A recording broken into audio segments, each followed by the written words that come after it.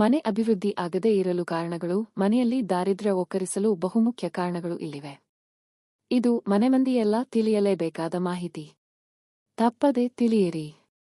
ನಾವು ಎಲ್ಲೇ ಹೋಗಲಿ, ಎಷ್ಟೇ ವೈಭವಯುತ ಸ್ಥಾನದಲ್ಲಿ ಕಳೆದರೂ ಅತ್ಯಂತ ಸಂತೋಷ ಮತ್ತು ನೆಮ್ಮದಿ ಸಿಗುವ ಸ್ಥಾನವೆಂದರೆ ಅದು ಮನೆಯಲ್ಲೇ ಮಾತ್ರ. ಎಷ್ಟೇ ಕಷ್ಟಪಟ್ಟು ದುಡಿದರೂ ಮನೆಯ ಏಳಿಗೆ ಆಗುತ್ತಿಲ್ಲ, ಅಭಿವೃದ್ಧಿ ಆಗುತ್ತಿಲ್ಲ ಎಂದು ಚಿಂತೆ ಮಾಡುತ್ತಿರುವಿರಾ?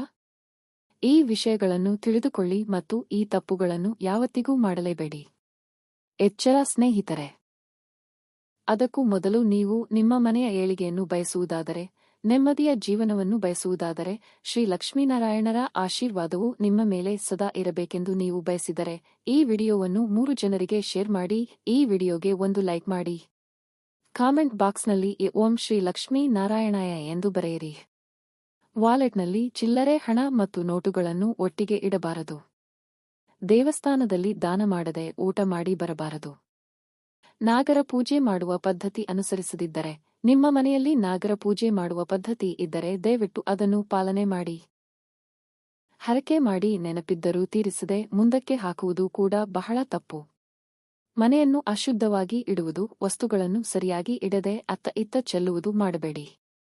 ಹೊತ್ತು ಮುಳುಗಿ ಕತ್ತಲಾದರೂ ಸಹ ಮನೆಯ ದೀಪವನ್ನು ಹಚ್ಚದೆ ಕತ್ತಲಲ್ಲಿ ಇರಬೇಡಿ.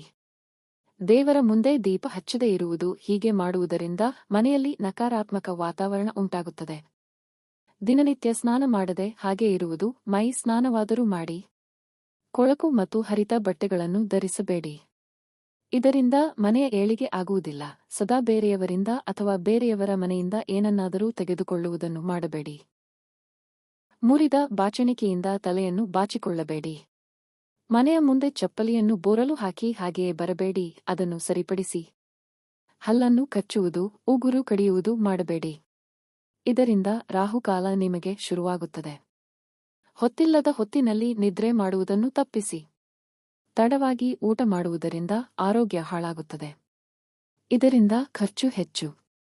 ಹಾಗೆಯೇ ಸರಿಯಾದ ಸಮಯದಲ್ಲಿ ಸ್ನಾನ ಮಾಡದೆ ಇರುವುದು ಕೂಡ ದರಿದ್ರವನ್ನು ತರುತ್ತದೆ. ಯಾವಾಗಲೂ ಮನೆಯಲ್ಲಿ ಸಣ್ಣ ಪುಟ್ಟ ವಿಷಯಗಳಿಗೆ ಜಗಳವಾಡುವುದನ್ನು ಕಡಿಮೆ ಮಾಡಿ. ಸದಾ ನೆಮ್ಮದಿಯಿಂದ ಸಂತೋಷವಾಗಿ ಇರುವುದನ್ನು ರೂಢಿಸಿಕೊಳ್ಳಿ. ಗಂಡ ಊಟಕ್ಕೆ ಕೂತಾಗ ಕಿರಿಕಿರಿ ಮಾಡುವ ಮಾತುಗಳನ್ನು ಹೇಳಿ ಬೇಸರಪಡಿಸಬೇಡಿ. ದೇವರ ಕೋಣೆಯನ್ನು ಸ್ವಚ್ಛಗೊಳಿಸದೆ ಇರುವುದು ಅಥವಾ ದೇವರ ಪೂಜೆಯನ್ನು ಮಾಡದೆ ಇರುವುದು ಎಂಬ ಕೆಟ್ಟ ಅಭ್ಯಾಸವನ್ನು ಬಿಟ್ಟುಬಿಡಿ. ಒಡೆದ ಕನ್ನಡಿಯನ್ನು ಮನೆಯಲ್ಲಿ ಇಟ್ಟುಕೊಂಡು ಅದರಲ್ಲಿ ಮುಖ ನೋಡಬೇಡಿ. ಸೂರ್ಯೋದಯವಾದರೂ ಬಹಳ ಹೊತ್ತಿನವರೆಗೆ ಮಲಗಿರುವುದನ್ನು ತಪ್ಪಿಸಿ.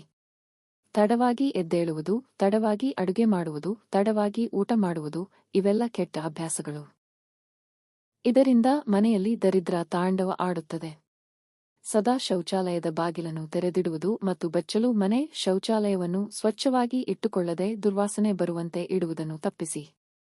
ಕೈಕಾಲುಗಳನ್ನು ಅಲುಗಾಡಿಸುತ್ತಾ ಕುಳಿತುಕೊಳ್ಳಬೇಡಿ. ಮನೆಗೆ ಅತಿಥಿಗಳು ಬರುತ್ತಿದ್ದಾರೆ ಎಂದು ಬೇಸರಪಡಬೇಡಿ. ಅತಿಥಿಗಳ ಸ್ವರೂಪದಲ್ಲಿ ಕೆಲವೊಮ್ಮೆ ದೇವರುಗಳು ಬರುತ್ತಾರೆ. ಆದ್ದರಿಂದ ಅತಿಥಿಗಳಿಗೆ ಮರ್ಯಾದೆ ಕೊಡದಿರುವುದು ತಪ್ಪು. ಅಡುಗೆ ಮನೆಯನ್ನು ಗಲೀಜಾಗಿ ಇಟ್ಟುಕೊಳ್ಳುವುದು, ಆಹಾರವನ್ನು ವ್ಯರ್ಥ ಮಾಡುವುದು ಮಾಡಬೇಡಿ. ಅಳತೆಗೆ ತಕ್ಕಂತೆ ಅಡುಗೆ ಮಾಡಿ. ಮನೆಯಲ್ಲಿ ನಳಗಳು ಸೋರುತ್ತಿದ್ದರೆ ಸರಿಪಡಿಸಿ. ಹಿರಿಯರಿಗೆ ಗೌರವ ಕೊಡದೆ ಇರುವುದು, ಕೆಟ್ಟ ಪದಗಳನ್ನು ಬಳಸುವುದು ತಪ್ಪು. ಮಕ್ಕಳಿಗೂ ಇದನ್ನು ತಿಳಿಸಿ. ಹಿರಿಯರ ಕಾರ್ಯವನ್ನು ಶಕ್ತಿಗೆ ತಕ್ಕಂತೆ ಮಾಡಿ.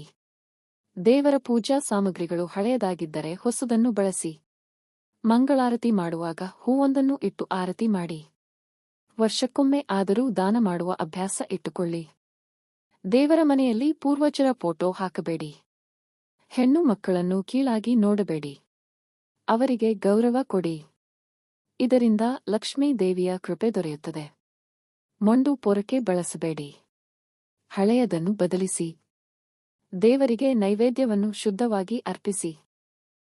ಮನೆಗೆ ಬಂದ ನಂತರ ಸ್ವಚ್ಛತೆಯನ್ನು ಕಾಪಾಡಿ. ಮುರಿದ ವಸ್ತುಗಳನ್ನು ಬಳಸಬೇಡಿ. ಹಸಿದವರಿಗೆ ಊಟ ಕೊಡಿ. ಅತಿಥಿಗಳಿಗೆ ಕಿರಿಕಿರಿ ಮಾಡಬೇಡಿ. ಊಟವನ್ನು ಗೌರವದಿಂದ ಮಾಡಿ. ಕೆಲಸವನ್ನು ಮುಂದೂಡಬೇಡಿ. ಮನೆಯ ಸ್ವಚ್ಛತೆ, ಶಾಂತಿ ಮತ್ತು ಸೌಹಾರ್ದತೆಯನ್ನು ಕಾಪಾಡಿ. ಇವುಗಳ ಮೂಲಕ ನಿಮ್ಮ ಜೀವನದಲ್ಲಿ ಉತ್ತಮ ಬದಲಾವಣೆ ಕಾಣಬಹುದು. ಶ್ರೀ ಲಕ್ಷ್ಮೀನಾರಾಯಣರು ಪ್ರತಿಯೊಬ್ಬರಿಗೂ ಒಳ್ಳೆಯದನ್ನೇ ಮಾಡಲಿ. ಹಿರಿಯರ ಕಾರ್ಯ ಮಾಡದೇ ಇರುವುದು, ಏನೇ ಕಾರಣ ಇದ್ದರೂ ನಿಮ್ಮ ಶಕ್ತಿಗನುಸಾರವಾಗಿ ಹಿರಿಯರ ಕಾರ್ಯವನ್ನು ಮಾಡಿ. ದೇವರ ಪೂಜಾ ಸಾಮಗ್ರಿ ಮೊಂಡಾಗಿದ್ದರೆ ಅಥವಾ ಸವೆದಿದ್ದರೆ ಅದನ್ನು ಬಳಸಬೇಡಿ. ಹೊಸದಾಗಿ ತೆಗೆದುಕೊಂಡು ಬಳಸಿ. ಮಂಗಳಾರತಿ ಮಾಡುವಾಗ ಒಂದು ಹೂವನ್ನು ಜೊತೆಯಲ್ಲಿ ಇಟ್ಟು ಆರತಿ ಮಾಡಿ. ಹಾಲು ಮತ್ತು ನೀರನ್ನು ಒಟ್ಟಿಗೆ ತರುವ ತಪ್ಪನ್ನು ಮಾಡಬೇಡಿ. ಹಾಲು ಕಾಯಿಸುವ ಪಾತ್ರೆಯನ್ನು ಸದಾ ಶುಭ್ರವಾಗಿ ಇಟ್ಟುಕೊಳ್ಳಿ. ವರ್ಷಕ್ಕೊಮ್ಮೆ ನಿಮ್ಮ ಕೈಯಲ್ಲಿ ಆಗುವಂಥದ್ದು ಯಾವುದಾದರೂ ಊಟ, ಬಟ್ಟೆ ದಾನ ಮಾಡುವ ಅಭ್ಯಾಸ ಇಟ್ಟುಕೊಳ್ಳಿ. ದೇವರ ಮನೆಯಲ್ಲಿ ಅಥವಾ ದೇವರ ಫೋಟೋ ಪಕ್ಕದಲ್ಲಿ ಪೂರ್ವಜರ ಅಥವಾ ಸತ್ತವರ ಫೋಟೋವನ್ನು ಹಾಕಬೇಡಿ. ಹೆಣ್ಣು ಮಕ್ಕಳನ್ನು ಕೀಳಾಗಿ ನಡೆಸಿಕೊಳ್ಳುವ ಮನೆಯಲ್ಲಿ ಏಳಿಗೆ ಇರಲು ಸಾಧ್ಯವಿಲ್ಲ. ಲಕ್ಷ್ಮೀ ಸ್ವರೂಪವಾದ ಹೆಣ್ಣನ್ನು ಗೌರವದಿಂದ ನೋಡಿಕೊಳ್ಳಿ. ಮೊಂಡು ಪೊರಕೆಯನ್ನು ಬಳಸಬೇಡಿ. ಸರಿಯಾದ ದಿನ ನೋಡಿ ಹೊಸ ಪೊರಕೆಯನ್ನು ಬಳಸಿ. ಟವೆಲ್ ಅಥವಾ ಚಾಪೆ ಹಾಕದೆ ನೆಲದ ಮೇಲೆ ಕುಳಿತು ಪೂಜೆ ಮಾಡುವುದನ್ನು ತಪ್ಪಿಸಿ. ದೇವಸ್ಥಾನದಿಂದ ಮನೆಗೆ ಬಂದ ನಂತರ ತಕ್ಷಣ ಕಾಲು ತೊಳೆಯುವುದನ್ನು ತಪ್ಪಿಸಿ. ಹಸಿದವರಿಗೆ ಊಟ ಕೊಡದೆ ಕಳುಹಿಸುವ ತಪ್ಪನ್ನು ಮಾಡಬೇಡಿ. ಮನೆಗೆ ಬಂದ ಅತಿಥಿಗಳ ಮೇಲೆ ಕಿರಿಕಿರಿ ತೋರಿಸಬೇಡಿ. ಕೆಲಸವನ್ನು ಮುಂದೂಡುವ ಅಭ್ಯಾಸ ಇದ್ದರೆ ದುಡ್ಡು ಕೈಯಲ್ಲಿ ನಿಲ್ಲುವುದಿಲ್ಲ. ಮನೆಯಲ್ಲಿ ಮ್ಯಾಟ್ ಕೊಳಕಾಗಿದ್ದರೆ ತಕ್ಷಣವೇ ಸ್ವಚ್ಛಗೊಳಿಸಿ. ಮಲಗುವ ಹಾಸಿಗೆ ಸ್ವಚ್ಛವಾಗಿರಲಿ. ಒಣಗಿದ ಹೂವನ್ನು ದೇವರ ಕೋಣೆಯಲ್ಲಿ ಬಿಡಬೇಡಿ. ಮಕ್ಕಳ ಬಟ್ಟೆಯನ್ನು ಮಸಿ ಬಟ್ಟೆಯಾಗಿ ಬಳಸಬೇಡಿ. ಇನ್ನು ಇತ್ಯಾದಿ ಇದೆ ಸ್ನೇಹಿತರೆ. ಹೇಳುತ್ತಾ ಹೋದರೆ ಮುಗಿಯುವುದೇ ಇಲ್ಲ. ಎಲ್ಲವನ್ನೂ ಪಾಲನೆ ಮಾಡಲಾಗದಿದ್ದರೂ ಪರವಾಗಿಲ್ಲ, ಕೆಲವೊಂದು ಚಿಕ್ಕ ಪುಟ್ಟ ಬದಲಾವಣೆಗಳನ್ನು ಮಾಡಿಕೊಳ್ಳಿ. ನಿಮ್ಮ ಮನೆಯಲ್ಲಿ ಆಗುವ ವ್ಯತ್ಯಾಸವನ್ನು ನೀವು ನೋಡುತ್ತೀರಿ.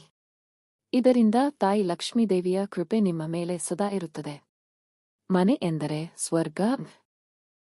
ಅದನ್ನು ಮಂದಿರ ಮಾಡುವುದು ನಮ್ಮ ಕೈಯಲ್ಲಿದೆ.